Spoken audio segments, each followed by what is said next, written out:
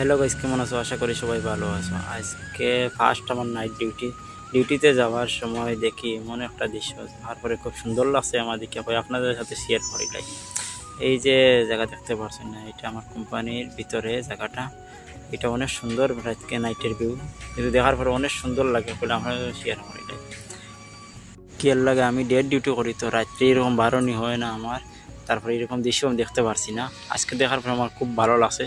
আর এখানে যতটা গাছ দেখা যায় না, সবটি গাছ হইলে আম গাছ। চলো আর লেট হইলাম না, আমি ডিউটি যাই, টাইম হয়ে যায়। আর এখানে যে বড় একটা প্ল্যান্ট দেখা যায় না, এখানে আমি বর্তমানে কাজ করি। আর এই জায়গাটা হচ্ছে একদম পার্কের মতন দেখতে লাগে, খুব সুন্দর আমার লাগছে দেখার পরে। এর জন্য বলছি আপনারা যাতে শেয়ার করিলে।